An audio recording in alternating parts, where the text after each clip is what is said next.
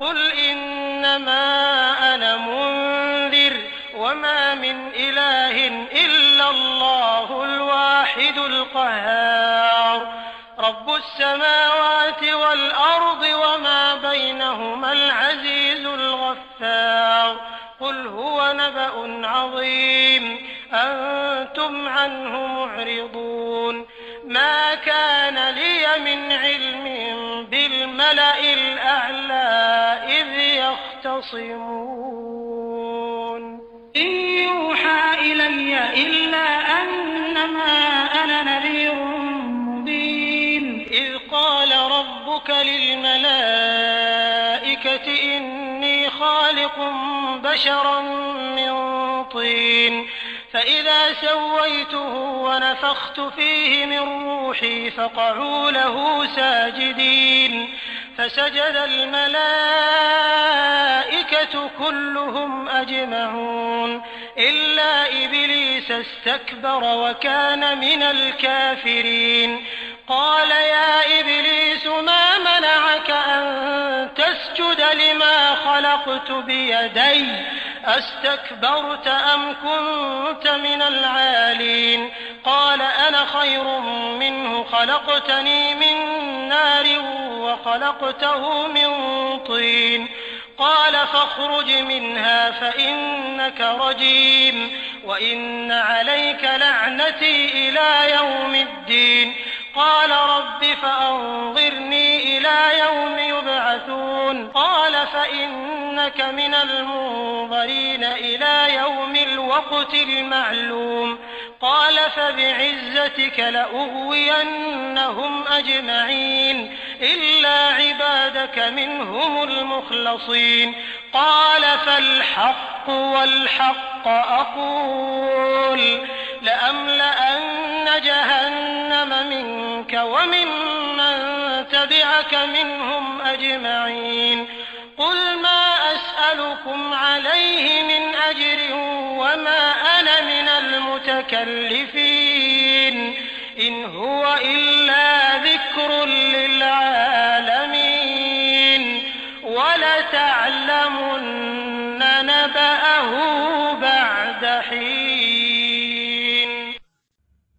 तुम्ही सल्लल्लाहु अलैहि वसल्लम सांगा की मी तर भय दाखवण्यास आलो आहे की सावध व्हा. अल्लाह एकमेव आहे, मोठा शक्तिशाली आहे. त्याच्याशिवाय दुसरा कोणीही उपासना करण्यास पात्र नाही. तोच समस्त आकाशांचा आणि जमिनीचा पालनहार आहे आणि यांच्या दरम्यानच्या प्रत्येक चीजवस्तूचा तसंच मोठा जबरदस्त आणि माफ करणार आहे. सांगा, मी तुम्हाला ही फार मोठी खबर देत आहे. तुम्ही दुर्लक्ष करून टाळत आहात. जेव्हा वरच्या विश्वात प्रमाण पुराव्यासह फैसले झाले तेव्हा मला स्वतःलाही याचं ज्ञान नव्हतं. मला तर वह्य केलं गेलं आहे की तुम्हाला साफ साफ उघडपणे तुमच्या परिणामाशी खबरदार करावं.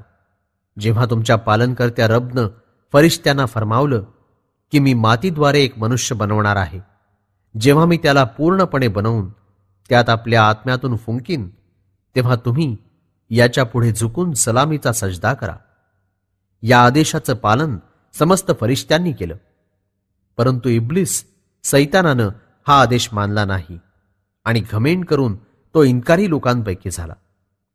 अल्लाहनं फरमावलं, हे इब्लिस, सलामीचा सजदा करण्यात तुला कोणत्या गोष्टीचा अडथळा आला?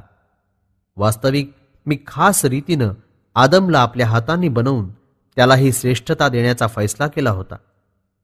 काय तू मोठ्या दर्जाच्या लोकांमध्ये राहून घमेंडी बनलास? इब्लिस म्हणाला, मी याच्यापेक्षा श्रेष्ठ आहे.